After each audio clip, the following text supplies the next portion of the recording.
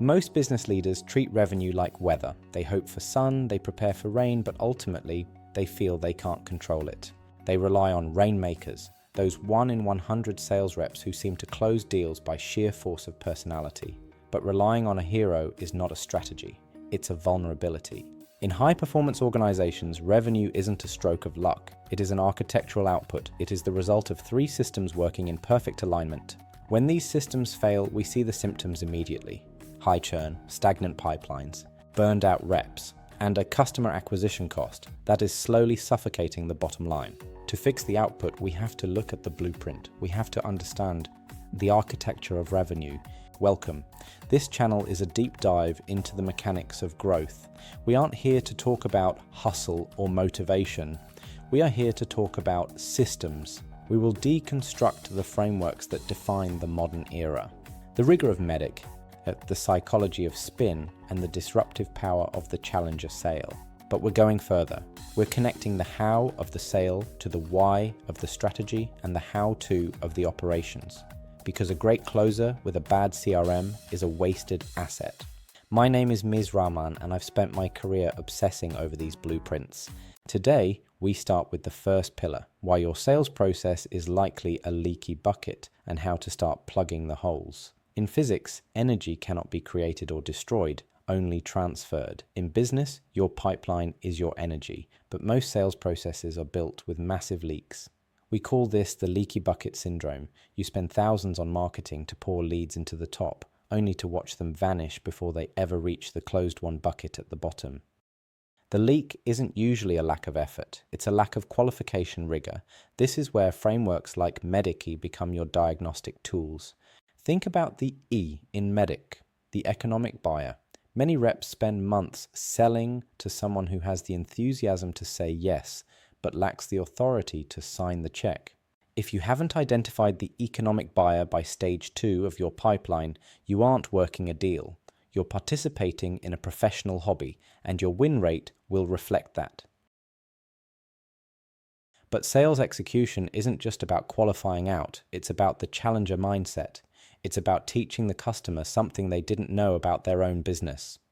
When you move from a feature pitcher to a value engineer, you stop being a vendor and start being a partner. That is how you plug the leaks. You make the cost of staying the same higher than the cost of your solution.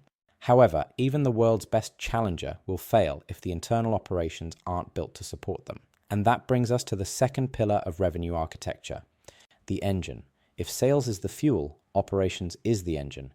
You can have the highest octane sales talent in the world, but if you put it in a broken engine, you aren't going anywhere. In most organizations, sales ops is treated as a glorified help desk, fixing CRM passwords and cleaning up spreadsheets. This is a fundamental strategic error. True revenue operations, or RevOps, is the science of removing friction. It's the process of ensuring that every minute a hunter spends on the clock is spent in a live fire conversation. Every click, every manual data entry, every "where do I find this slide" is a tax on your revenue. We call this sales friction. A well-oiled engine uses a closed-loop system. Your CRM isn't just a database, it's a predictive asset. It tells the rep who to call, when to call, and exactly what the gap is in that prospect's current state. Think about your tech stack. Is it a collection of expensive tools that don't talk to each other? Or is it an integrated circuit designed to increase pipeline velocity? By automating the mundane, you liberate the human. You allow your account executives to focus on the art of the close because the operations of the deal are already handled by the system. But efficiency without direction is just running fast toward a cliff. To win, the engine needs a map, and that leads us to our final pillar, the strategy. You can have the most efficient engine and the highest grade fuel, but if you're driving in the wrong direction, you're just reaching failure faster. This is the domain of strategy. In the revenue architecture, strategy is your ideal customer profile, ICP, and your market hypothesis. Many companies fail because they treat every dollar of revenue as equal, but they aren't. Strategic revenue is high margin, low churn, and builds your brand's moat. A challenger sales rep cannot win if the strategy has positioned them in a red ocean, a commoditized market where the only lever left to pull is price. When sales ops and strategy align, you achieve the rule of 40. A state where your growth rate and profit margin combined exceed 40%. This is the blue room. This is where the world's elite enterprises live. They don't find revenue, they engineer it.